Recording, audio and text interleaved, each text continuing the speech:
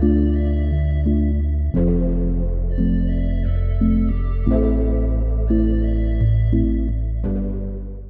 cordiale saluto a tutti e bentornati a un nuovo aggiornamento meteo. Dopo qualche acquazzone piovasco sparso che ha interessato il weekend di Pasqua le regioni del nord-est in modo particolare, abbiamo un clima più variabile nel corso di questi giorni, con delle velature che interessano soprattutto la giornata di martedì. Notiamo dalla grafica come l'alta pressione subirà però un cedimento dalla giornata di mercoledì a causa dell'arrivo di correnti molto instabili di origine atlantica pronte a provocare maltempo tra la serata di mercoledì e giovedì. Temperature che rimarranno leggermente sopra la media del periodo fino a martedì, per poi subire l'arrivo di una forte perturbazione carica d'aria polare marittima che porterà temperature in forte calo, nevicate fino a bassa quota attorno ai 1000 metri sulle Dolomiti e Prealpi, con il ritorno di forti piogge anche al nord. Dopo le piogge che hanno interessato il sud Italia, finalmente dalla giornata di mercoledì avremo l'arrivo di piogge molto intense e temporali anche forti. Notiamo infatti dal pomeriggio di mercoledì un'intensificazione dell'instabilità su Alpi e Prealpi occidentali in estensione tra la serata e nottata anche ai settori del Triveneto, con forti temporali previsti nella giornata di giovedì molto frequenti sul Triveneto, localmente grandinigeni, con piogge e accumuli notevoli soprattutto sulle pedemontane. Venerdì invece la depressione sarà in allontanamento seppur con ancora nuvolosità sparsa. Notiamo infatti l'arrivo di area polare instabile, con il giovedì la giornata più instabile soprattutto sulle regioni del nord-est, con accumuli tra i 30-40 mm soprattutto sulle pedemontane e le Prealpi Dolomiti. Il contesto climatico sarà fresco e instabile anche nel weekend, dove avremo ancora qualche acquazzone possibile soprattutto sulle Prealpi e le aree orientali. Temperature che rimarranno leggermente sotto la media, ma come sempre vi invitiamo a consultare i prossimi aggiornamenti meteo.